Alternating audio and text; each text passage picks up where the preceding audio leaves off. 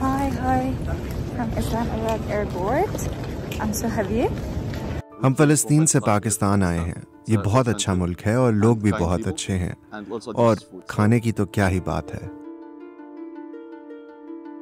یارا سلیم غزہ میں میڈیکل کے چوتھے سال کی طالب علم تھیں جب اسرائیل نے گزشتہ سال ان کے گھر اور یونیورسٹی پر حملہ کیا.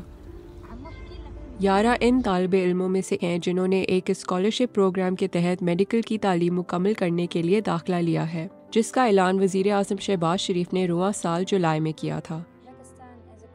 پاکستان ایک گریٹ ملک ہے کیونکہ اس نے ہمیں یہاں طالب علم کے طور پر قبول کیا تاکہ ہم اپنا تعلیمی سفر جاری رکھ سکیں.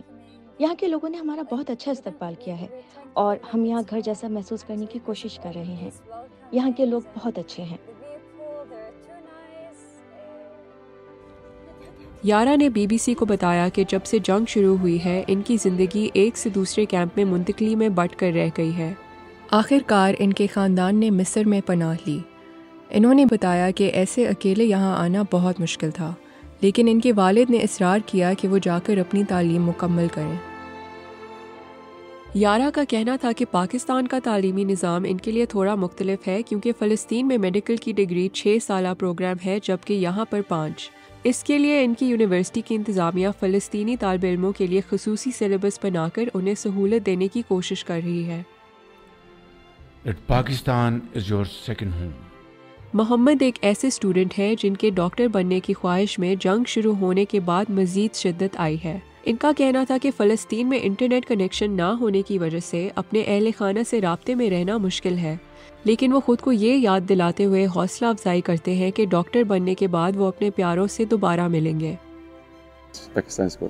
پاکستان اچھا ہے اور لوگ بہت مہربان ہیں, ہم سے بہت پیار کرتے ہیں.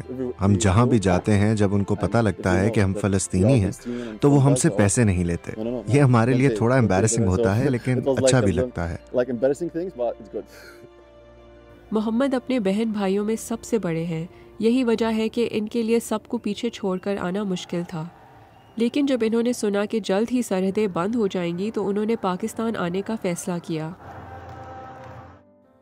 ہم غزہ میں اچھی زندگی گزار رہے تھے. وہاں سب کچھ تھا, سمندر, ساحل, ریسٹورانٹس اور خوبصورت باغات. مہربان لوگ, سب کچھ اچھا تھا, لیکن یہ سب اب تباہ ہو چکا ہے. ہمیں امید ہے کہ ہم واپس جا کر سب کچھ اپنے ہاتھوں سے دوبارہ بنائیں گے. We will come back and we rebuild it by our hands, inshallah.